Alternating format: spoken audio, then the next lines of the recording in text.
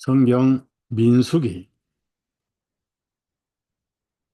10장에서 봅니다. 민수기 10장 29절부터 36절까지입니다. 모세가 자기 장인 미디안 사람 라구엘의 아들 호밥에게 말하기를, 우리는 주님께서 내가 너희에게 주리라 말씀하신 그곳으로 진행하니 우리와 함께 올라가소서. 그리하면 우리가 당신을 선대하리라. 주님께서 이스라엘에 관하여 좋게 말씀해 주셨나이다 하니, 그가 모세에게 말하기를, 나는 가지 아니하고 내 고향 내 친족에게로 떠나리라 하며, 모세가 말하기를, 내가 청하노니 우리를 떠나지 마소서. 당신은 우리가 광야에서 어떻게 진을 칠 것인지 아나니 당신은 우리에게 눈이 될 것이니다. 만약 당신이 우리와 같이 가면, 그렇게 한다면 주님께서 우리에게 어떤 선을 베푸시든지 우리도 당신에게 그대로 행하리이다 하니라. 이와 같이 그들이 주님의 산을 떠나 3일 길을 갔더니 주님의 언약궤가 3일 길을 그들보다 앞서가서 그들의 쉴 곳을 찾았으며, 그들이 진영에서 나가면 주님의 구름이 낮에 그들 위에 있더라. 그 괴가 앞으로 나아갈 때에 모세가 말하되, 주님 일어나소서. 주님의 원수들을 흩으시고 주님을 미워하고 하는 자들이 주님 안에서 도망하게 하소서 하고, 그 괴가 쉴 때에 그가 말하되, 오 주님이여, 이스라엘의 수천에게로 돌아오소서 하였나이다. 예. 여기까지만 읽었습니다.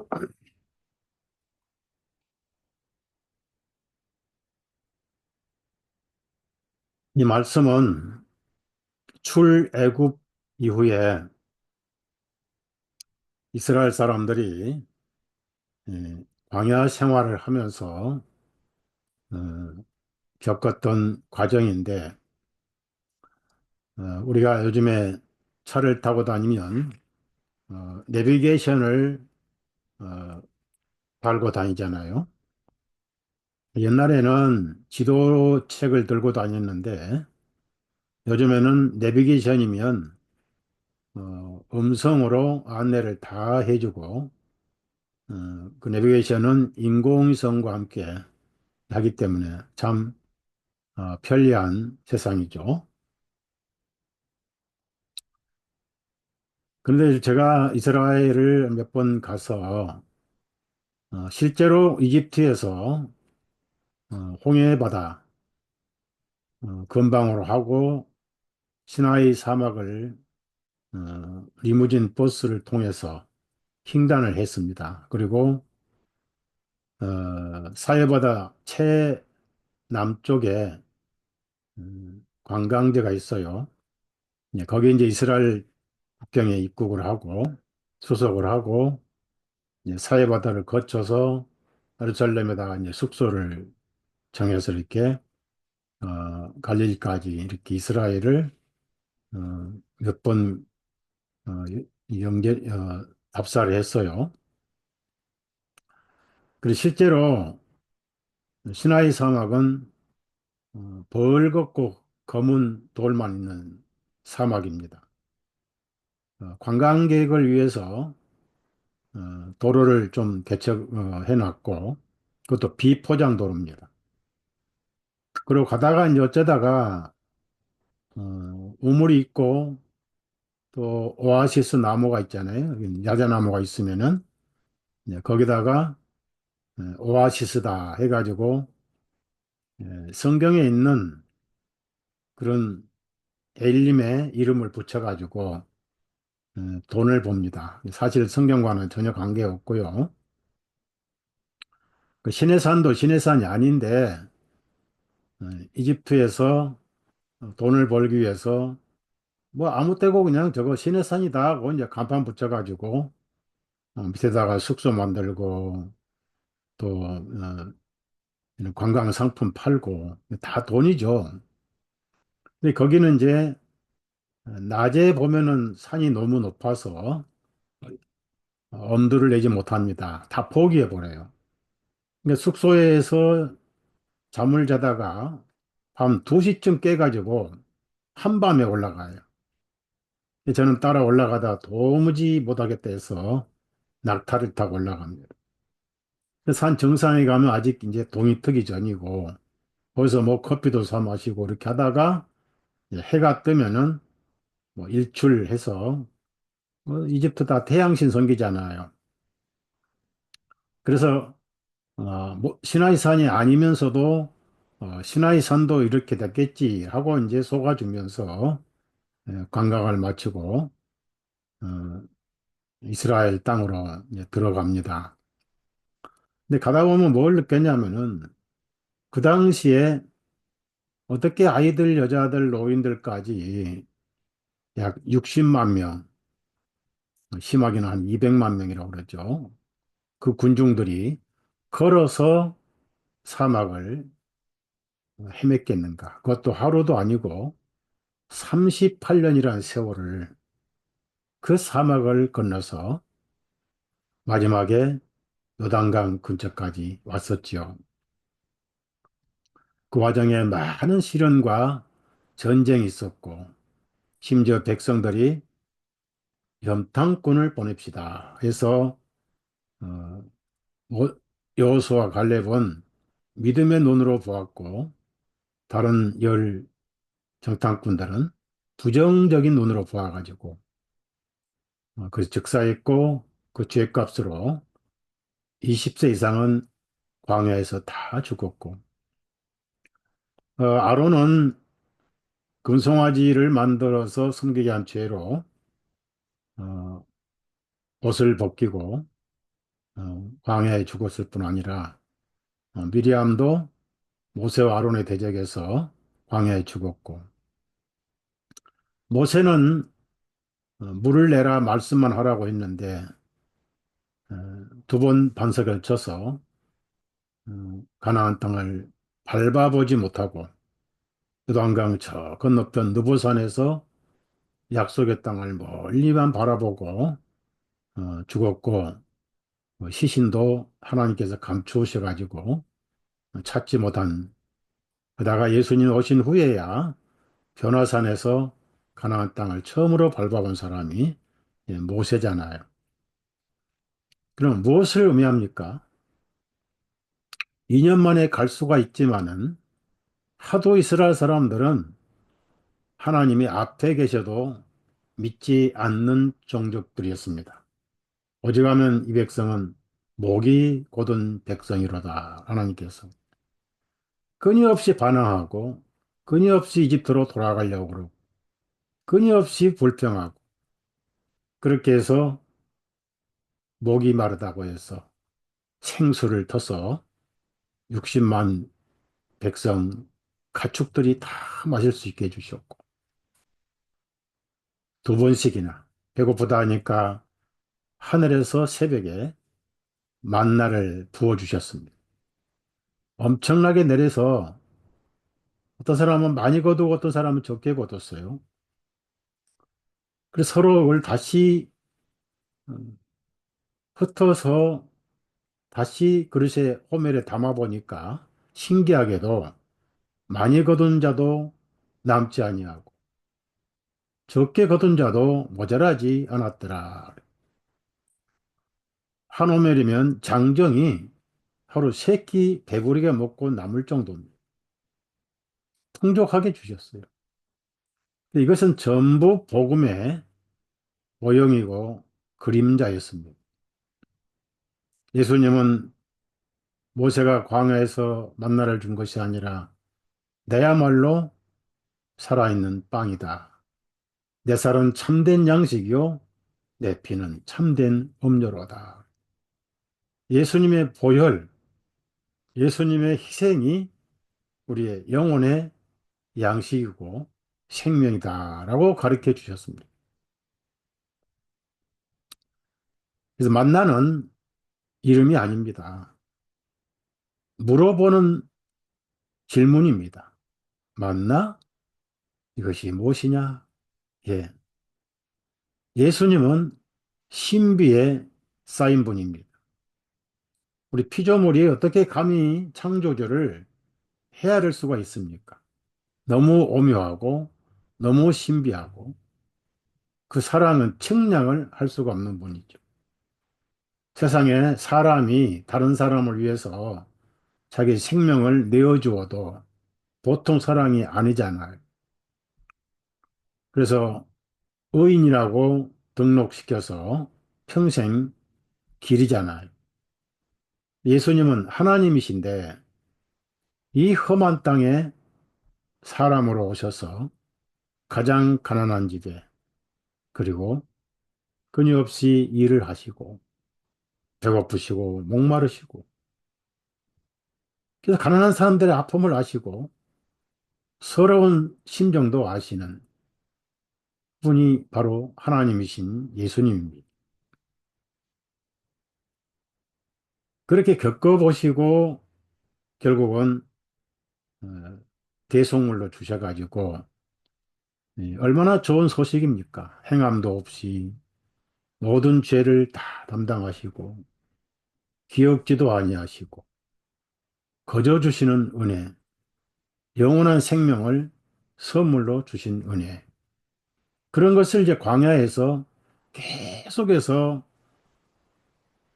체험케 하시고 깨닫게 하시고 모형과 그림자로 그러면서 천지를 창조하신 하나님께서 이스라엘 백성과 함께 거주하시려고 텐트를 하나 쳐라. 텐트가 뭐죠? 성막입니다. 성막에는 무궁무진한 복음이 들어 있습니다. 하나님께서 거하실 집이라 하셨어요. 내가 그들 중에 거하기 위해서, 거주하기 위해서. 왜 그렇습니까? 하나님은 인격 속에 거주하시기 원하십니다. 근데 인격 속에 뭐가 있죠?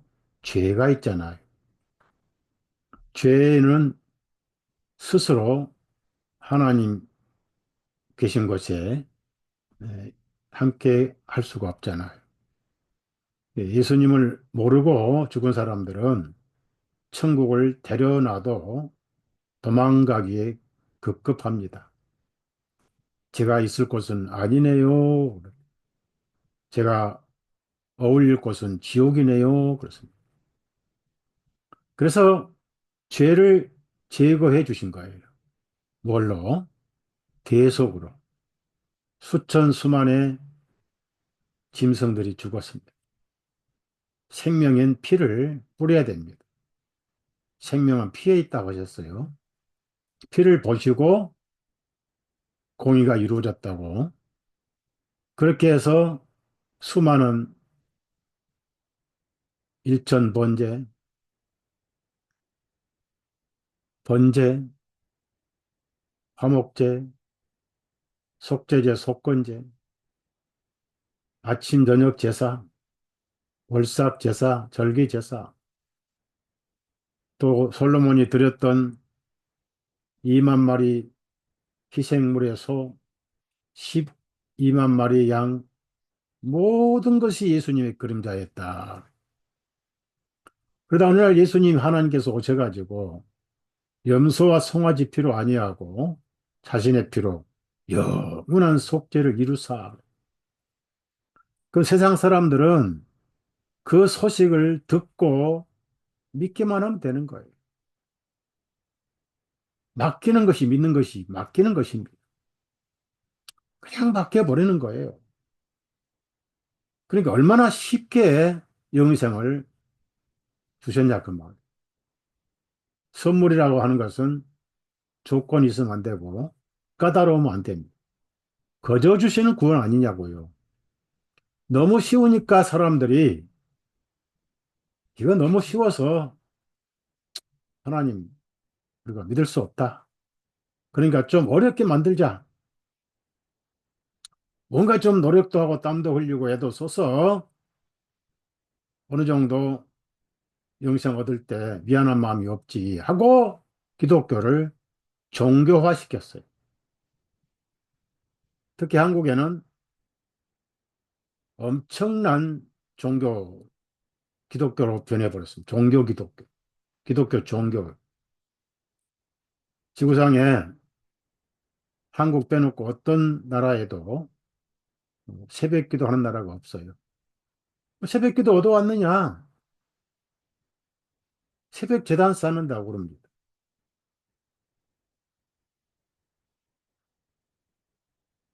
산신령 들은 데서 온 거예요.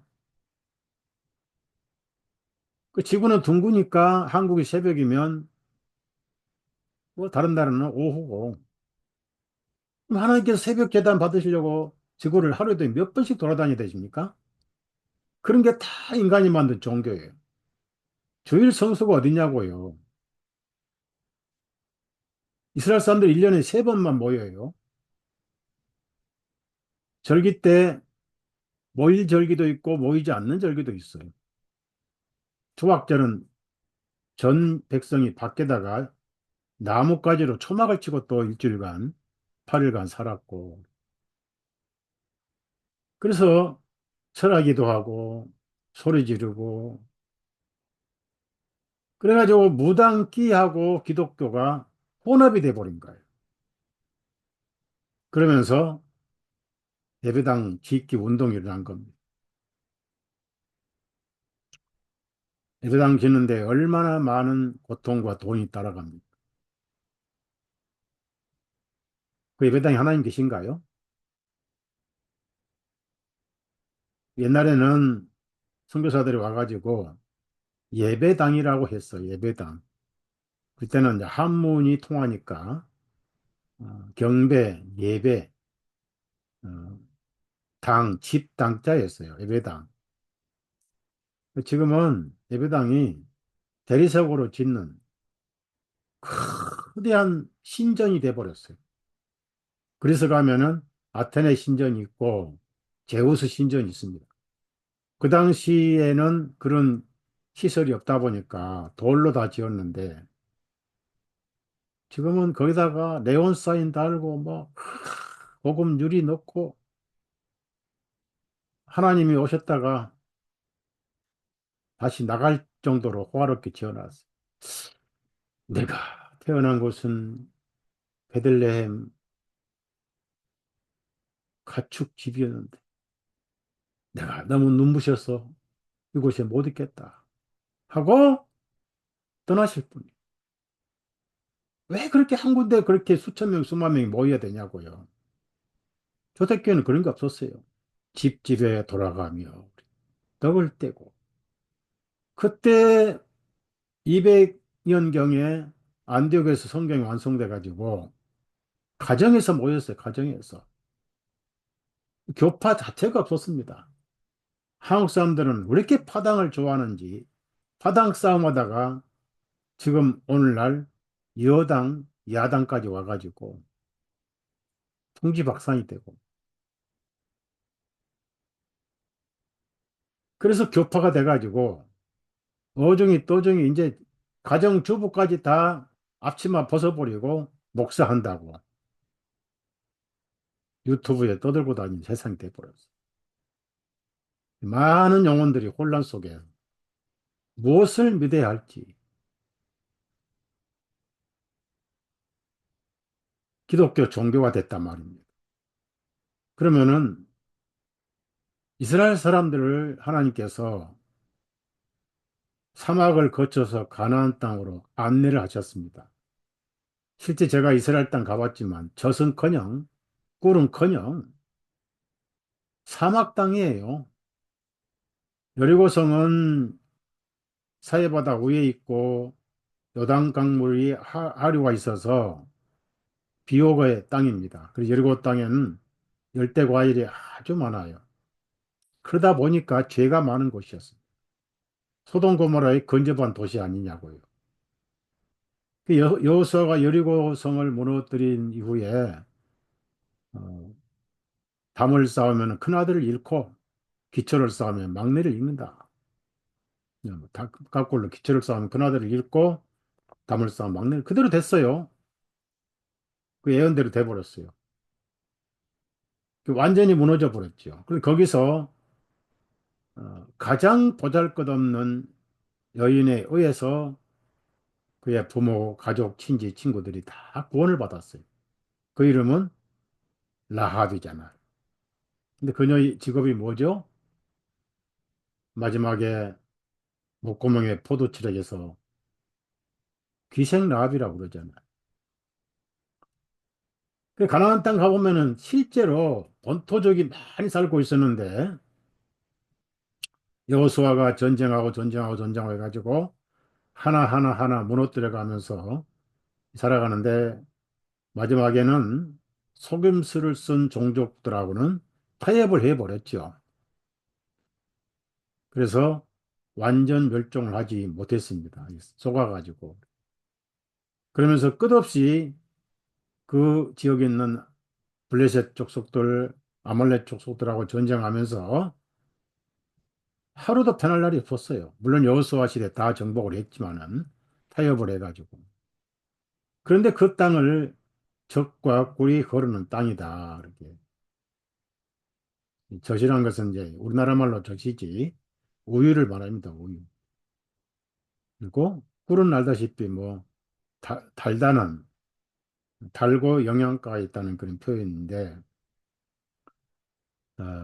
근데 거기는 구원을 말하는 게 아니에요. 천국은 일곱 족속이 없잖아요. 우리가 일곱 족속은 우리 본성을 의미하는데 우리가 변화하고 부활해 버리면 다 없어져 버려요. 우리가 믿음의 사람만 하늘에 남게 됩니다.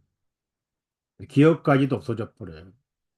하나님께서 여러분의 죄를 기억지 아니하신다고 하신 말씀은 사실이고 우리도 부활하면은 우리의 허물들을 기억할 수가 없게 됩니다.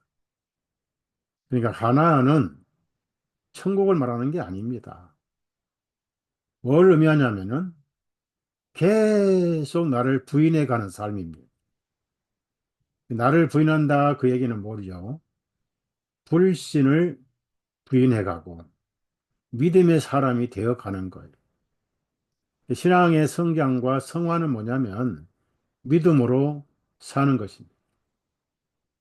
여러분 히브리서 11장을 보시면 모든 것이 믿음으로 보이지 않는 것 실상이라 바라는 것들이 실상이라고 그랬잖아요. 현실 가능하지 않은 것일수록 현실처럼 믿는 거예요. 왜? 하나님은 불가능이 없기 때문입니다.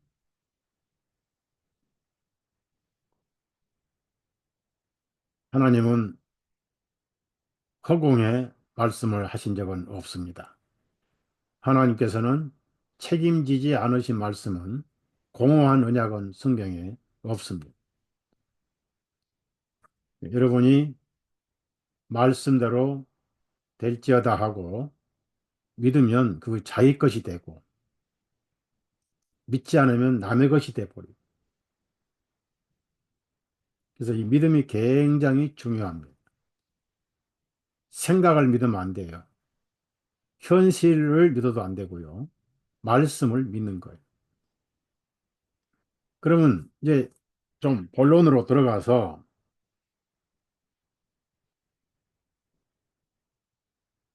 출애굽을 해가지고 이제 광야를 거쳐서 가나안 땅에 들어가야 되는데 가나안 땅은 안식의 땅입니다.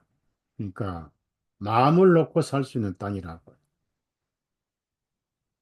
믿음으로 사는 땅이죠.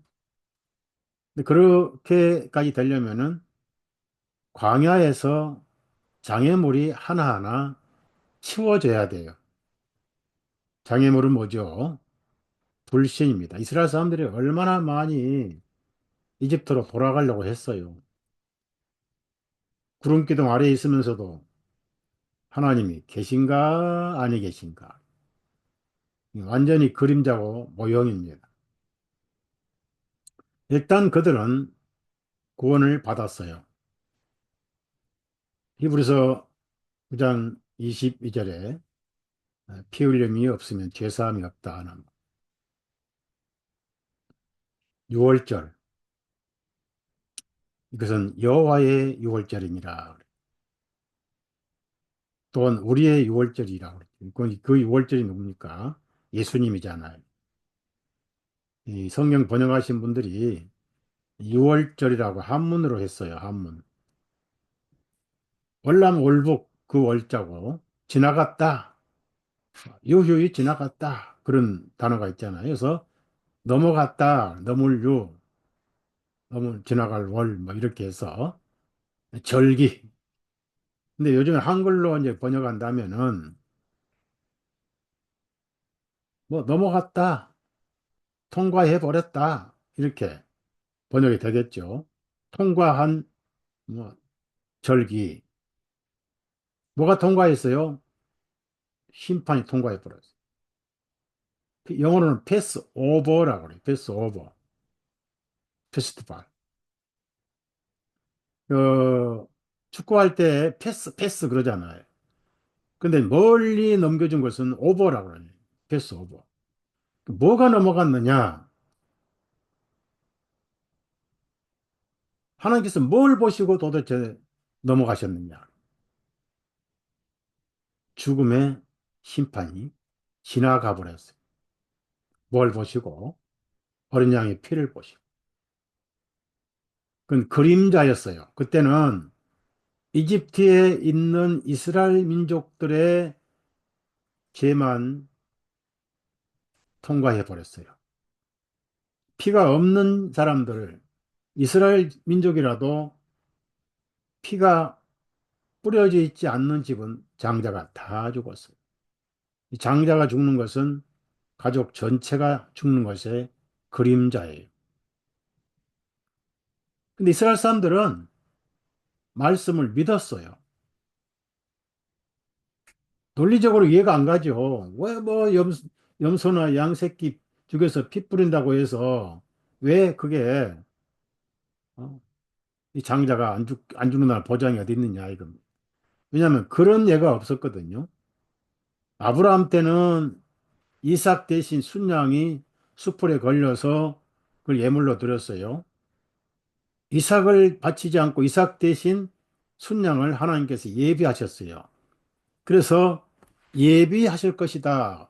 누구를? 하나님 자신을 번제에 쓰실 한 어린 양으로 예비하실 것이다. 라고 멀리 프로비데오.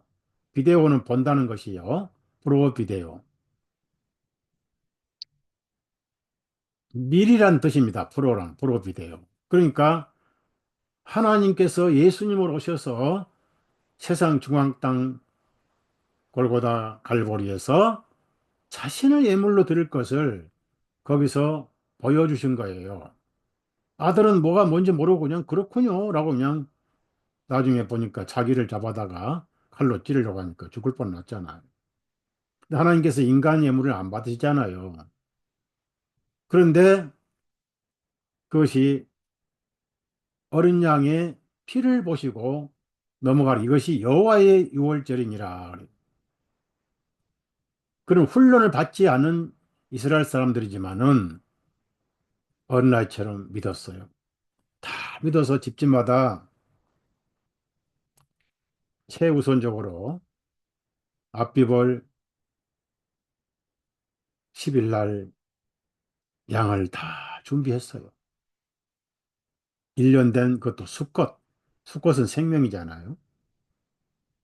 그리고 한밤중에 죽였습니다. 뜨끈뜨끈한 피를 대야에 담아서 우슬초 같은 히솝이란 풀로 뿌렸어요. 히솝은 천연 최고의 항생제입니다. 자, 한밤중에 죽음의 사자가 집집마다 방문하는데 피를 조금 뿌렸던 적게 뿌렸던 피가 있는 집은 다 지나갔어요. 한 번 지나간 심판은 두 번 오지 않습니다. 어떤 집은 뭐 피를 흥건히 뿌렸겠죠.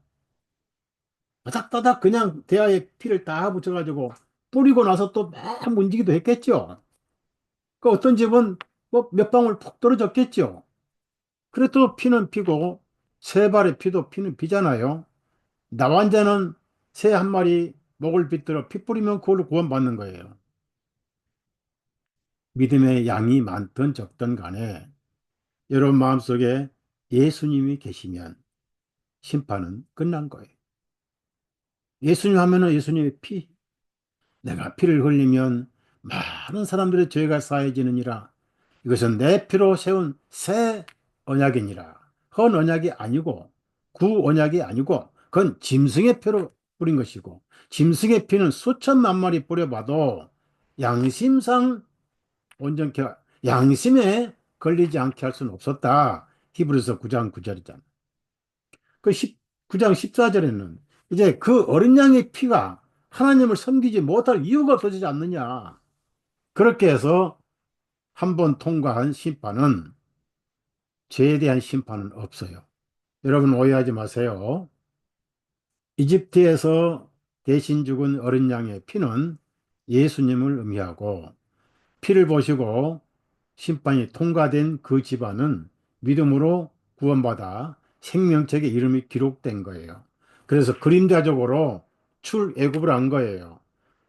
저와 여러분은 구원받을 그날 출애굽을 했어요. 내 나라는 세상에 속하지 않다. 너희도 세상에 속하지 않다. 세상에 속하지 않기 때문에 미워한다. 요한복음 15장에 나오잖아요. 우리는 출애굽을 했어요. 우리가 땅에 있고 뭐 한국에 있고 뭐 여기 미국에 있지만은 다 이집트입니다.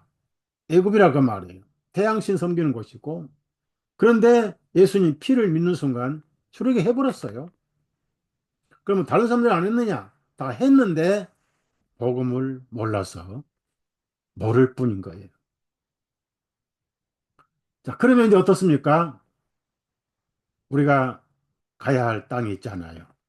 가나안은 안식의 땅이면서 믿음이 완성된 땅입니다. 물론 천국에는 전쟁이 없어요. 그래 일단은 가나안을 향해 가야 되는 거예요. 믿음이 충만하면 마음에 안식이 와요. 그런데 이제 그 광야를 통과할 때는 뭐가 필요합니까? 사막을 통과하면서 끝없이 불신의 적이 공격을 합니다. 자, 가지고 나왔던 반죽이 다 떨어져서 우리를 굶어 죽게 하려고 이곳에 데리고 왔느냐? 무슨 무엇을 의미합니까? 그 빵이나 생수든 다 은혜입니다. 은혜. 빵은 예수님의 몸을 의미해서 하늘에서 만나가 내려가지고 영혼의 양식이잖아요. 예수님은 저와 여러분의 양식이잖아요. 그 다음에 반석의 생수는 뭘 말합니까? 성령님의 또 은혜를 말하잖아. 근데 계속 그렇게 해서 먹여주시는데도 이스라엘 사람들은 만족하지 못하고 육신의 만족만 찾았던 거예요. 그게 뭐예요? 고기를 먹고 싶어가지고. 우리에게 고기를 주십시오라고 울어대는데 참 꼴불견이죠. 참 꼴불견. 제가 뉴스를 잘 안 보는데 여기 테레비도 없어요. 여기는 테레비도 없고 근데 유튜브에 별 셋짜리 장성이 국회에서 우는 거 보고 참, 참 꼴불견이다. 장군이 국회의원 앞에서 울다니. 당당하게 얘기를 해야지. 그거 보고 대한민국 군인 저런 수준인가? 예, 참 꼴불견이더라. 그렇게 해서 울어대고 하니까 하나님께서 그래 고기 주마 하고 사방에 10규빗이 쌓이도록 메추라기를 보내죠.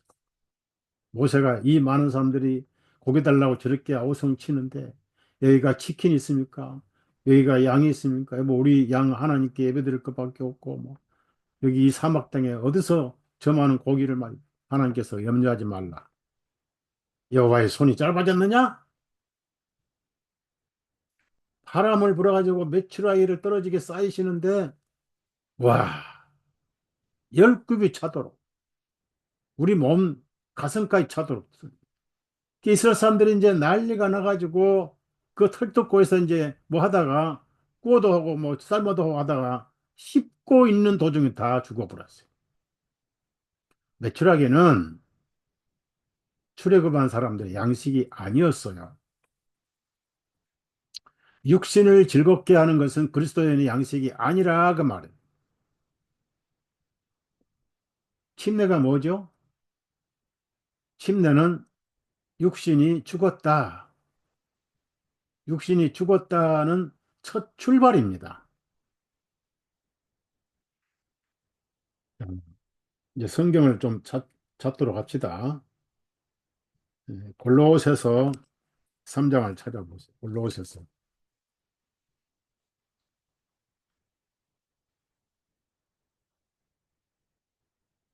1절부터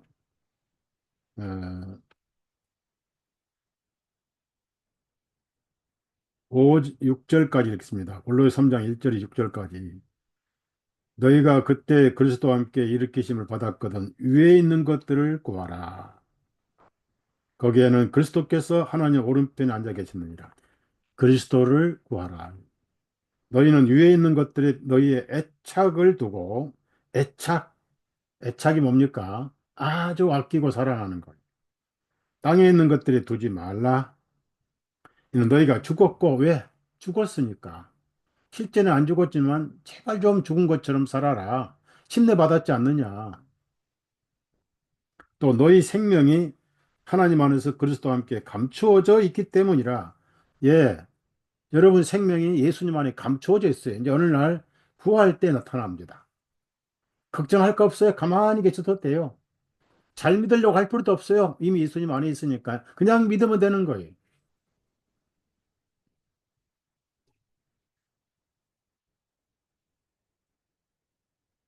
자, 우리의 생명이신 그리스도께서 나타나실 그때에 이 부활을 말하는 거예요. 너희도 그분과 함께 영광 중에 나타내라. 이 영광, 찬란한 광채로 변화한다는 얘기. 모세가 예수님 영광채로 변화산에 계실 때 그 옷이 눈처럼 휘어졌고 빨래할지라도 그보다 희게 할 수 없었다 이런 구절도 있고 햇빛보다 더 밝은 분이에요. 일부러 바울 사도에 나타나실 때는 햇빛의 영광을 더 밝히셨어요. 왜? 정오니까 정오니까 햇빛보다 더 밝게 나타나신 거예요. 얼마나 빛이 밝았더니 바울선 눈이 몰아버렸어요. 3일간. 그래서 옛날 찬송가에 번역할 때 뭐라 그랬어요? 낮에 햇빛보다 더 밝은 천국이에요.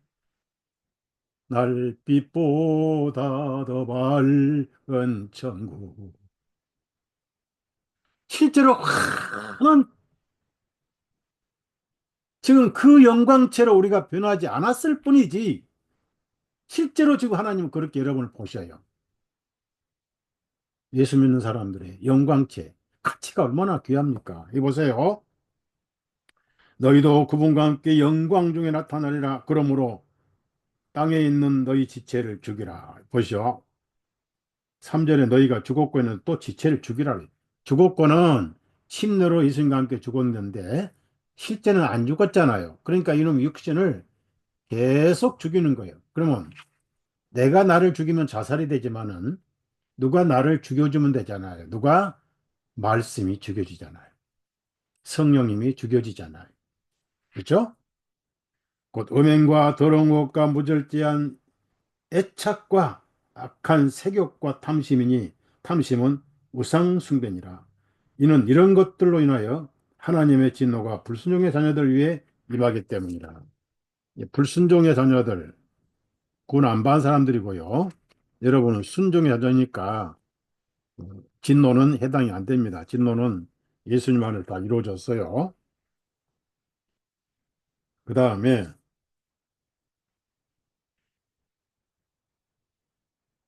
갈라디아서 5장을 찾아보세요. 갈라디아 5장 24절.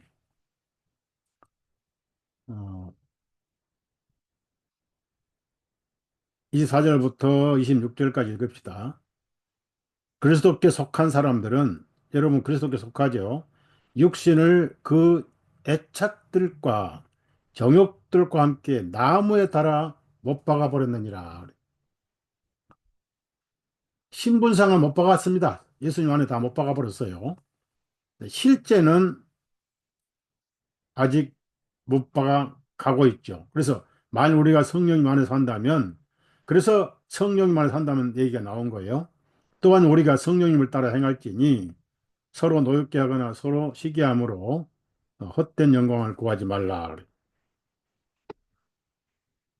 자, 그렇게 해서 우리는 정상적인 믿음의 가나안을 향해서 갑니다. 근데 장애물이 엄청 많아요. 무슨 얘기냐면은 사막 땅의 광야 생활은 쉴 곳이 없습니다. 그러면 그 광야가 시나이 사막을 말하죠. 하나 거치면 또 하나의 장애물이 오고 끝이 없었어요. 적이 있다든지 불뱀에 물린다든지 또 목마름이 해결되면 또 배고픈다든지 계속해서 문제가 생겼습니다.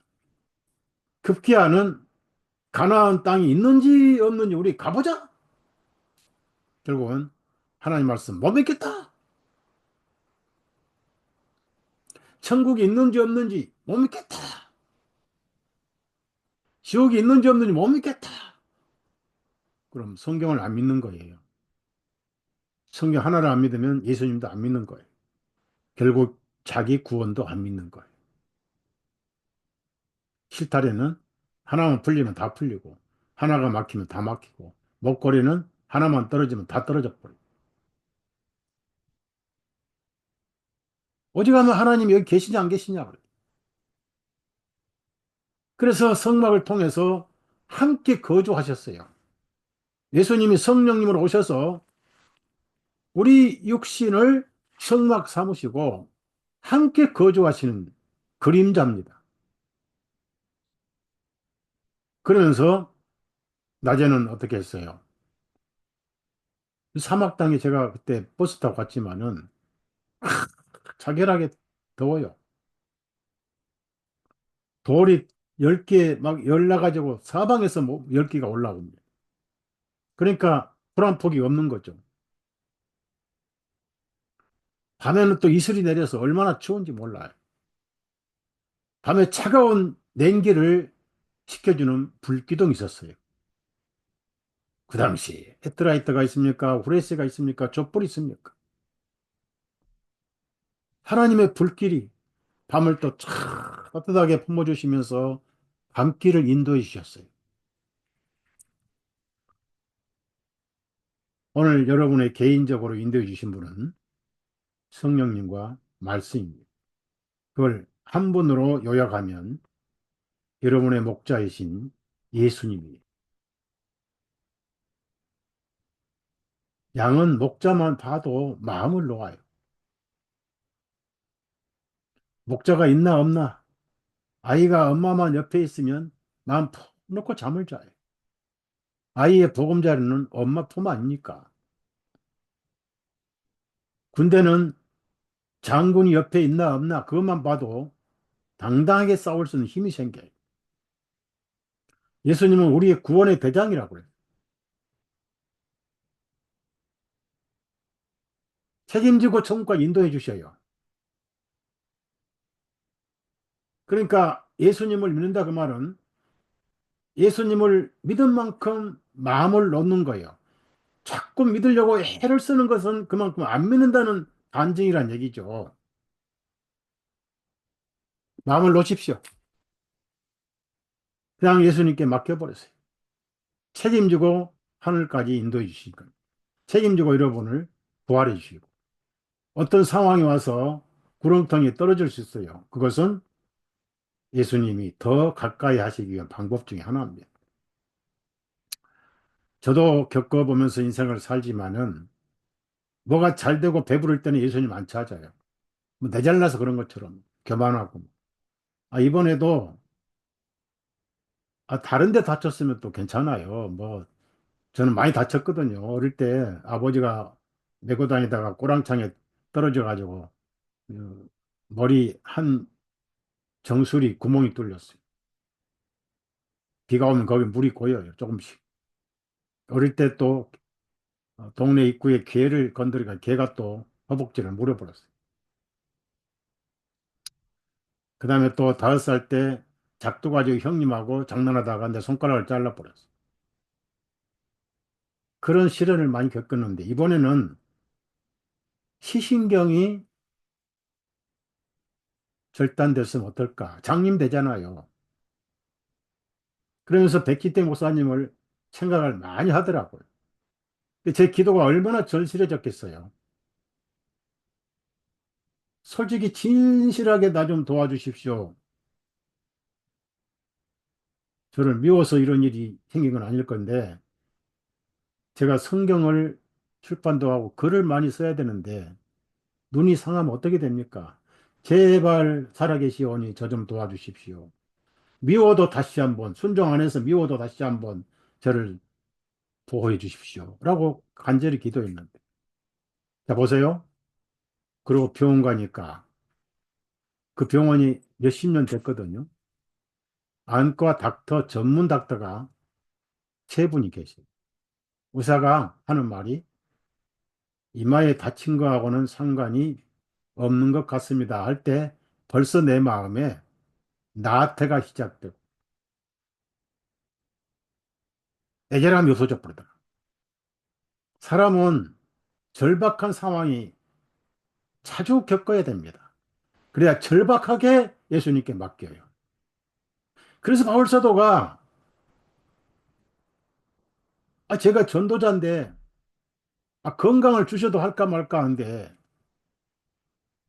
이렇게 사탄의 사자를 제 몸에다가 줬는데 왜 다른 사람은 다 병 고치 제가 손수건만 해도 만진 사람 다 낫는데 왜 제 병은 이렇게 못 고친지 저 좀 고쳐주십시오. 예수님 답변이 없으셔요. 예수님 지난번 말씀 이번에 또 강구드립니다. 제 병 좀 고쳐주십시오. 또 가만히 세 번이나 기도했어요. 예수님은 세 번째 뭐라고 하셨어요? 네, 은혜가 내게 족하도다. 우리는 항상 절실한 상황을 겪어야 간절히 예수님을 찾아요. 그게 믿음으로 살게 하시는 훈련 방법이에요. 그래서 광야 생활을 가는데 어떻게 갑니까? 구름 기둥, 불 기둥으로 인도했습니다. 이스라엘이 이집트로 돌아가자 할 때도 그 위에 구름 기둥, 불 기둥이 계셨어요.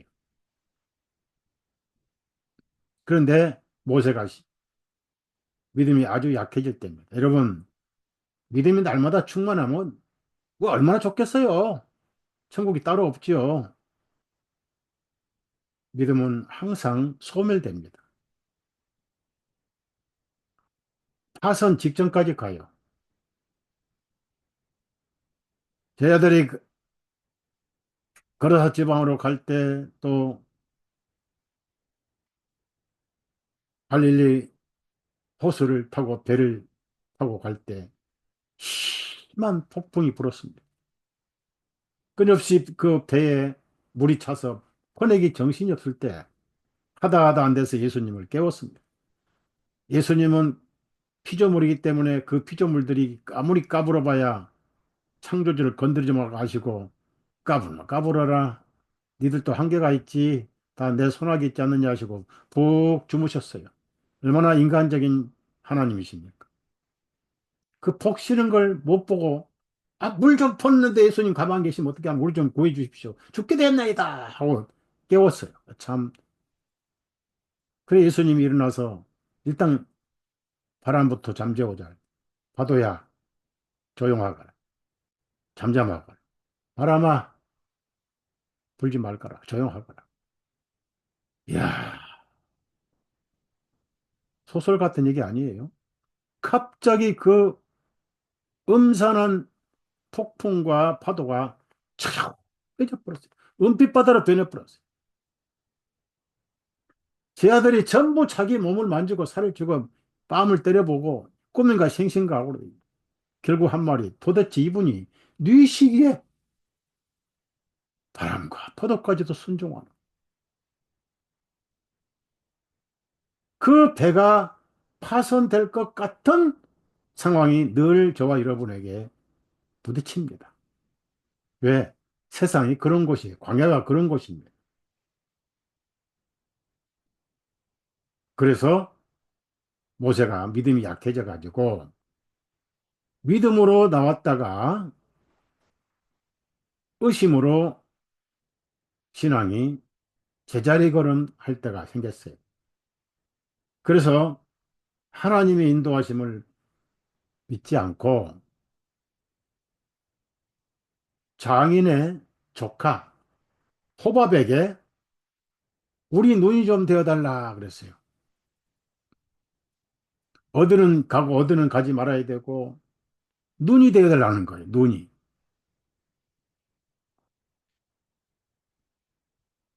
눈은 뭡니까? 이 한 치 앞길도 모르는 우리 신앙의 길을 그걸 철로역정이라고 그래요. 존 번에 쓴 철로역정이 우리의 길입니다. 어디로 가야 할지, 저디로 가야 할지 모르는 길이 세상입니다. 하루 앞길도 몰라요. 대한민국 지금 정치 상황이 하루 앞길도 모르고 지금 세계 정치 상황이 그렇습니다. 미국의 대통령 취임하기 전까지는 한 치 앞도 내다볼 수가 없어요. 지금 트럼프를 어, 저항하는 세력이 하다못해 억지로 사건을 터뜨려서 세계전쟁을 일으킬 생각까지 하고 있어요.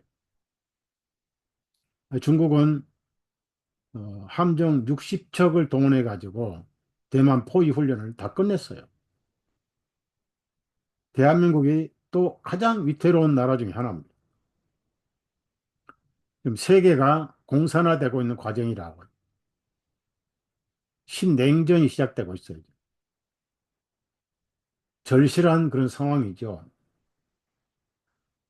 그런데 우리에게는 믿을 만한 분이 계시잖아요. 예수님이 계시잖아요. 그래가지고 예수님께 물어봐야 되는데 장인의 조카인 호밥에게 물어봅니다.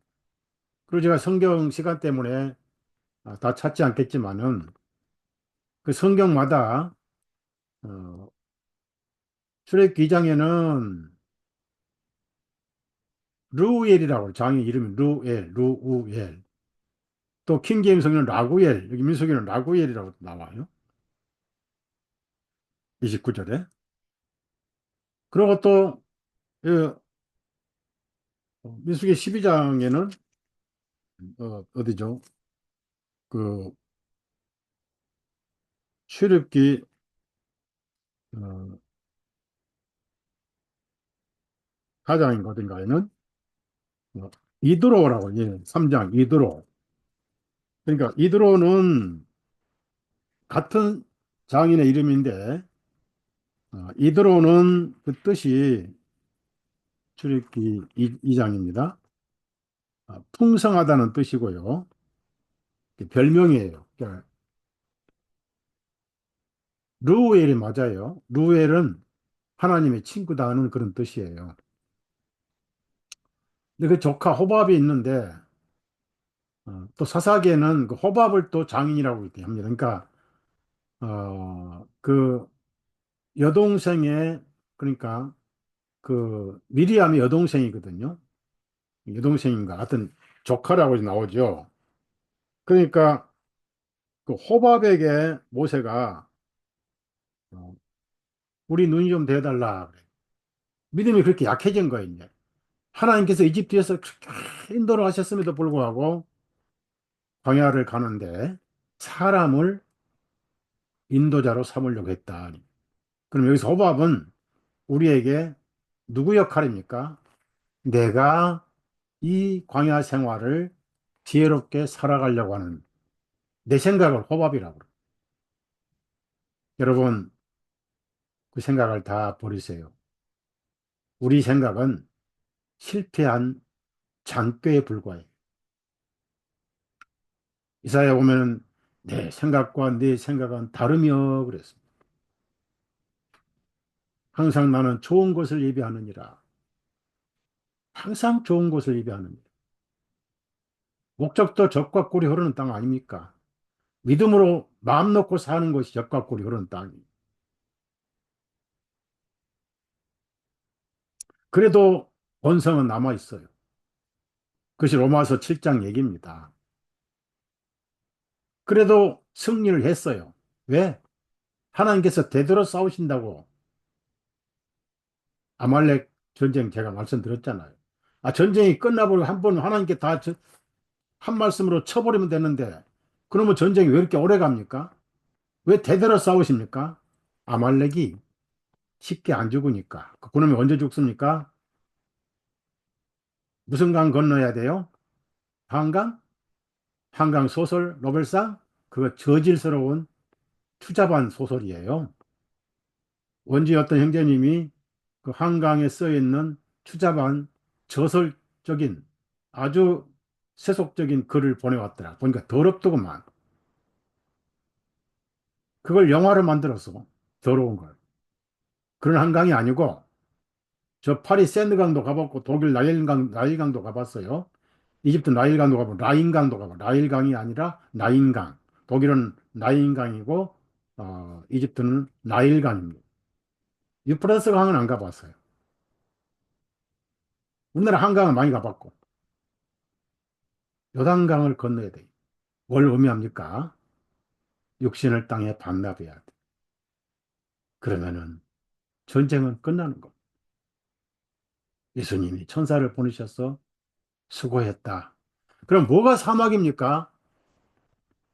호밥은 내 장께 내가 신앙생활을 하려고 내가 세상을 헤쳐서 살아가려고 하는 장께를 말합니다. 내 지혜와 내 경험과 내 지식으로 눈을 삼으려고 그러는 거예요. 그러니까 이 사람이 뭐라고 그랬어요? 나 못 갑니다. 나는 우리 종족에 가니까 알아서 가시오. 왜 안 갑니까? 그 사람은 이방인이거든요. 가나안에 속한 백성이 아니란 말이에요. 우리가 룻기를 보면은 나오미의 두 며느리가 있었습니다. 두 며느리 다 놔두고 나오미가 고향 가려고 그러니까 룻은 어머니의 하나님이 나의 하나님이요. 어머니의 고향이 나의 고향이고 그러니 저는 갑니다. 해서 그 룻이 보아스 아내가 돼가지고 예수님 족보에 올랐잖아요. 마태복음 1장에. 얼마나 지혜로운 자매입니까? 예수님 족보에는 창녀도 올라가고, 예? 온갖 부정한 사람들 다 올라가요. 왜? 그들의 삶은 부정하지만은 예수님 안에서는 거룩해졌거든요. 근데 하나는 그냥 고집펴서 시어머니 잘 가세요. 저는 제 친정집 갑니다 하고 이방 가버렸어요. 지옥 갔죠?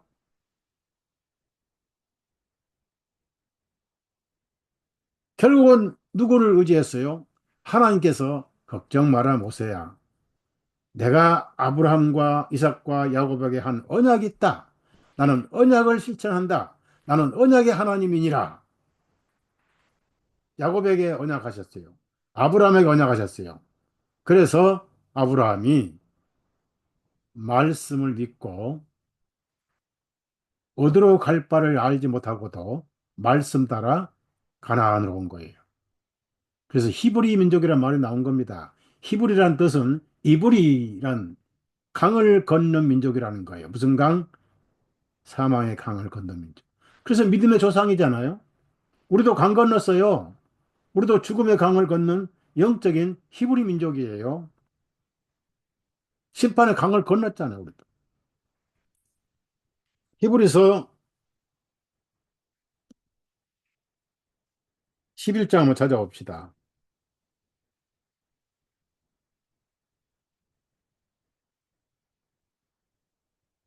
히브리서 11장 8절입니다. 믿음으로 아브라함은 부르심을 받았을 때에 순종하여 훗날 약속을 받을 곳으로 나가면서 그가 어디로 가야 할지를 알지 못하고 나아갔습니다. 왜? 책임지고 인도해 주셨거든, 하나님께서. 강을 건너서, 그래서 가나안 땅에 인도해서 가나안의 주인이 되게 하신 거예요. 그래서 거기서 믿음으로 의인된 거예요. 그래서 히브리 민족이 된 거예요. 강 건너온 민족이. 저와 여러분은 아브라함의 후손입니다. 아브라함뿐 아니라 아브라함의 믿음을 따라 예수님을 믿을 모든 사람도 동일하니. 로마서 4장 말씀 아니고. 그래서 하나님께서 책임지고 걱정 마라 내가 인도하리라 하고, 자, 다시 민수기 10장 33절을 봅시다. 이와 같이 그들이 주님의 산을 떠나 3일 길을 갔더니, 자, 3일 길을 줄을 치세요. 3일 길. 성경에는 3일 길이라는 단어가 좀 나옵니다. 우리 한국 사람 죽으면 3일장 하죠? 왜 3일장 할까요? 확실히 죽었는가 확인하는 거예요. 하루 죽어 장사하면 안 되잖아요. 깨어날 수도 있으니까, 기절할 수도 있으니까. 아브라함은 3일 길을 건너서 모리아 땅에 올라갔습니다. 이삭이 죽을 때 아브라함 자신의 의도 함께 죽었어요. 그는 믿음으로 오인됐지만은 자기 의가 죽어야 돼요. 이삭이 죽을 때 자기 의도 함께 죽었어요. 그러나 그 죽음을 어린 양이 대신 죽었죠. 순양이 대신 죽었죠. 하나님께 자기 자신을 어린 양으로 번제의 예물에서 어린 양으로 예비하시라. 그 믿음에 동참했죠. 우리가 로마서 6장에 나오잖아요. 우리 함께 장사되고 죽었고 부활했고 에베소 2장에 함께 하늘에 안침바 되었으니 이미 예수님 안에 하늘에 안침바 됐어요. 믿는 사람들. 그래서 3일길은 뭡니까? 3일길은 믿음과의 불신과의 싸움의 기간이에요. 모세가 이집트에서 바로 왕이 너무 멀리 가지 말고 우리 옆에 좀 있어서 가면 안 되냐? 우리가 맨날 간섭하고 맨날 여기를 또 돌아보게 하고 애착을 두게 하려고 그런다? 아닙니다. 우리는 3일 길을 가서 하나님께 예배드려야 됩니다. 완전히 정을 끊어버려야 돼. 이집트와 완전히 이별을 해버려야 됩니다. 그게 3일 길입니다. 자, 3일 길을 갔더니 주님의 언약궤가 3일 길을 그들보다 앞서가서 그들의 쉴 곳을 찾았으며 줄을 치세요. 그들의 쉴 곳을 누가 찾아요? 언약궤가 찾았어요. 여러분, 언약궤입니다. 언약궤. 언약궤가 말씀이 들어있는 궤를 언약궤. 그런데 그 위에 뭐가 있죠? 위에 뚜껑이 시은좌, 속죄소입니다. 시은좌, 긍휼의 자리. 거기 피를 뿌렸습니다. 항상 은혜의 언약궤가 쉴 곳을 찾아서 먼저 찾아가지고 쉴 곳을 주셔요. 사랑하는 여러분, 세상에 쉴 곳은 없습니다. 저와 여러분의 쉴 곳은 예수 그리스도입니다. 어떤 역경과 고난이 오고 공포와 두려움이 와도 예수님이 보이면은 그 쉬는 거예요. 뭐가 쉬게 하죠? 예수님의 약속이 쉬게 하는 겁니다. 네, 예수님이 쉬게 하시는 거예요. 네, 우리 성경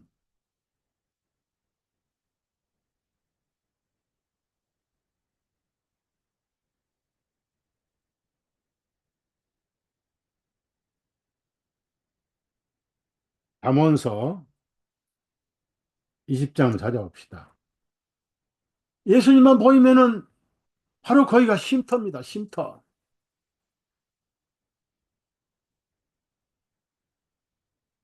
시편 23편에 쉴 만한 물가로 인도하시도다 그랬잖아요. 역경 중에도 예수님만 보이면 그게 쉴 것입니다. 쉴 것이 돼버리는 거예요. 잠언 20장 24절 사람의 걸음은 주님께로부터 비롯되어 나니 사람이 어찌 자기의 길을 알 수 있겠느냐. 모르잖아요. 우리 내일 어떻게 될지 모르잖아요.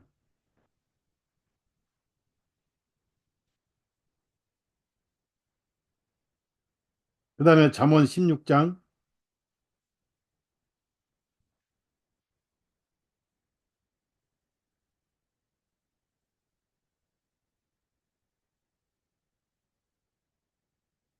9절 보는데 9절 사람이 마음으로 자기 길을 계획할지라도 그의 걸음은 주님께서 인도하시느니라. 여러분을 책임지고 이 세상에서 쉴 곳을 인도하세요. 예수님이 안 보이니까 쉴 곳이 안 보이는. 그럼 언제 보입니까? 절박할 때 보여요. 절박할 때. 하나님, 저 손들었습니다. 저 못하겠습니다. 알아서 하시옵소서. 그때 이제서 알아서 하라고 그러냐? 그래. 내가 이미 알아서 할 준비 다 끝냈다. 염려 마라. 나는 너의 언약궤니라. 자, 9절 사람이 마음으로 자기 길을 계획할지라도 그의 걸음은 주님께서 인도하시느니라. 에레미야 한 구절 더 있고 에레미야 10장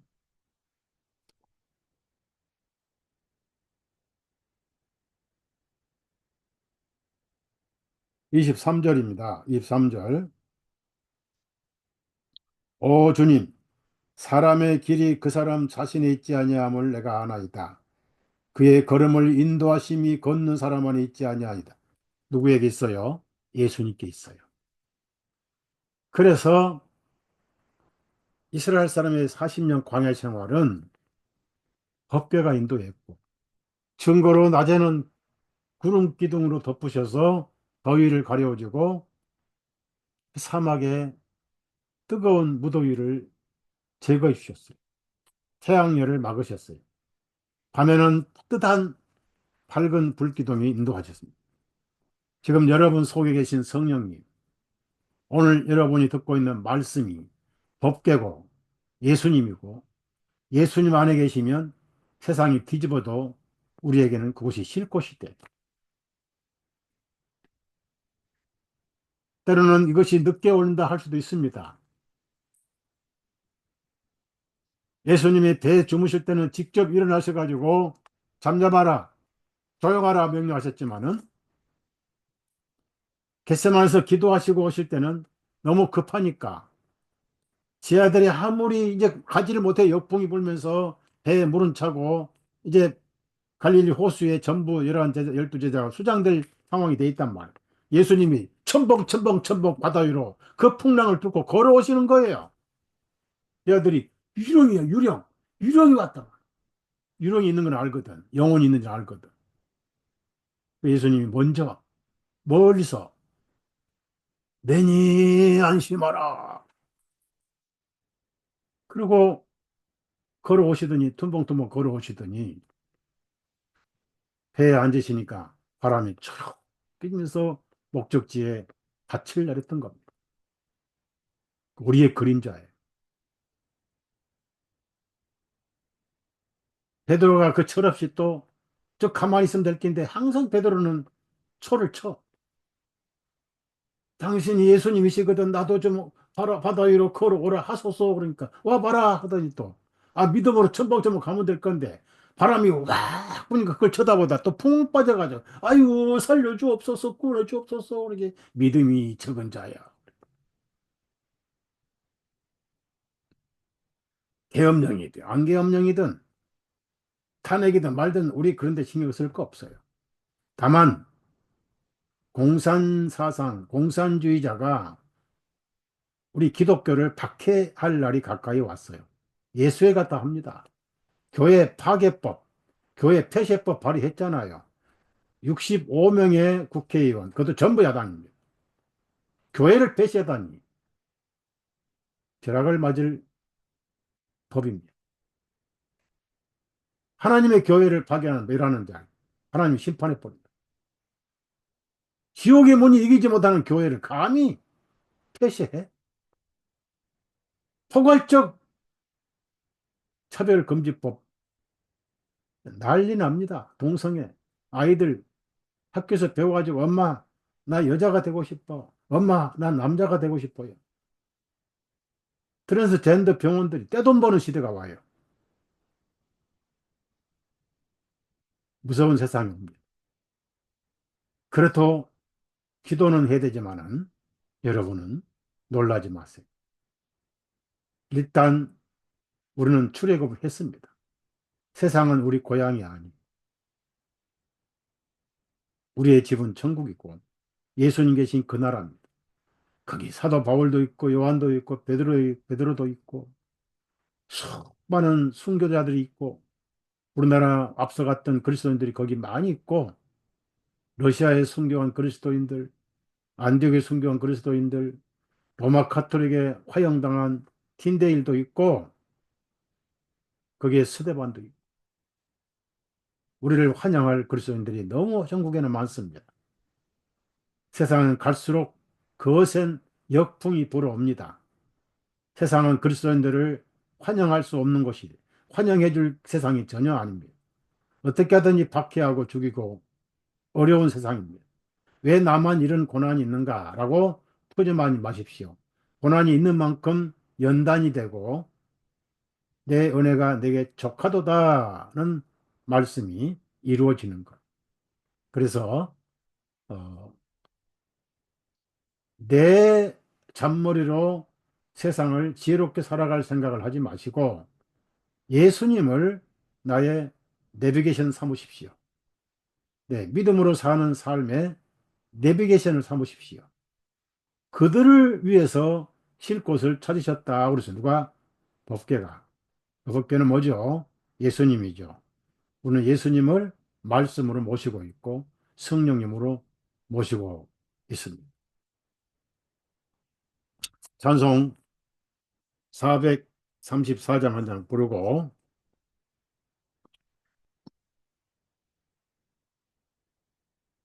마칠게요. 저희 찬송을 좀 부르고 싶네요. 1절, 2절만, 1절, 3절만 하겠습니다. 나의 갈 길 다가도록 예수 인도하시니 내 주 안에 있는 궁율 어찌 의심하리요. 믿음으로 사는 자는 하늘 위로 받겠네. 무슨 일을 만나든지 만사형 동하리라. 무슨 일을 만나든지 만사형 동하리라. 3절 나의 갈 길 다가도록 예수 인도하시니 그의 사랑 어찌 큰지 말로 할 수 없도다. 성령 감화 받은 영혼 하늘나라 갈 때에 영영 부를 나의 찬송 예수 인도하셨네. 영영 부를 나의 찬송 예수 인도하셨네. 아, 제가 주님께 감사드리는 것은 한국에서 처음으로 우리 성경, 신약 성경이 북한에 들어갔다는 것. 이 사역으로 저는 하나님 앞에 큰 은혜와 감동을 받았습니다. 이번에 또 성경 요한복음 사도행전 로마서 5천 권을 또 불쌍한 우리 동포들, 지금 북한 땅에는 장마당이 1달러에 9천 원, 만 원, 쌀이 엄청 지금 귀하답니다. 그래서 나무를 뜯어먹고 배고파서 굶어 죽고 이 추운 겨울에. 그리고 우리 휴전선에 방송을 틀어가지고 아무것도 모르는 젊은 청년 군인들이 대거 요동을 해가지고 대량 탈북자 사태가 난다는 거예요. 그러니까 그들에게 식량을 보내주고 안정을 취해야 되는데 공산당 간부들은 배부르게 먹고 일반 백성들은 굶어 죽고, 그러니까 돌파구를 마련하기 위해서 도발을 할 가능성이 많다. 지금 미국 정체가 안정이 안 돼 있어요. 오늘 그나마 다행히 바이든하고 한 국무총리하고 통화를 했더라고요. 한미동맹 굳건하니 두려워하지 말라. 그것만 뉴스 봐도 마음이 놓이고, 그 다음에 미국 백악관 그 성명을 발표해서요. 한국 정치 상황이 지금 혼란에 있어도 그것을 악용하지 말라. 우리가 지켜보고 있다라고 발표를 했어요.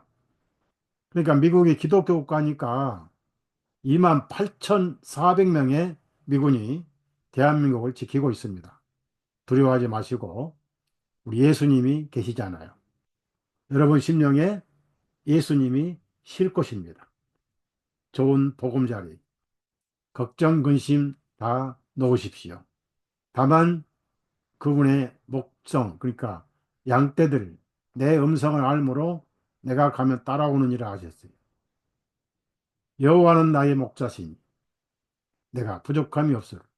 푸른 초장으로 인도하시고 잔잔한 물가로 인도하시는 것. 내가 여호와의 전에 영원히 거하리로다. 걱정하지 마시고 호소하십시오. 예수님께 맡기십시오. 나라를 위해서 기도하십시오. 책임져 주십니다. 하나만 간증을 할게요. 제 간증 아니에요. 예수님은 영혼에 대한 차별이 없어요. 인도네시아에서 자카르타 동자바 반둥이라는 곳에서 부흥의 불길이 일어났습니다. 많은 젊은이들이 구원을 받고 성경 공부를 하기 시작했어요. 지금 여러분, 엊그제 제가 소식 들었는데 이란에서 한꺼번에 100만 명이 기독교 돌아왔어요. 지금 추수의 때입니다. 그 말은 무슨 말입니까? 골수 이슬람 국가에서 100만 명이 기독교로 돌아왔다는 것은 곧 나팔소리 난다는 증거 아닙니까? 이슬람 국가에서 예수 믿은 목자르잖아요. 100만 명이 지금 돌아왔어요. 대량 추수가 일어나고 있습니다. 곧 나팔소리 난다는 거예요. 그 인도네시아 칠흑 같은 밤에 젊은 청년 팀 선교단이 전도를 가는데 비가 억수로 왔어요. 그런데 그들의 앞길만 불빛이 비춰줬습니다. 그리고 그들이 가는 길만 비가 내리지 않았어요. 예수님은 살아계셔요. 똑같이 여러분을 지켜주셔요. 나라가 혼란할수록 예수님만 찾으십시오. 미친 듯이 예수님, 예수님 부르십시오. 책임지고 성령님이 가나안의 안식을 주셔요. 내니 안심하라. 여러분 심령에 예수님의 사랑과 평안이 넘치기를 기도합니다. 네.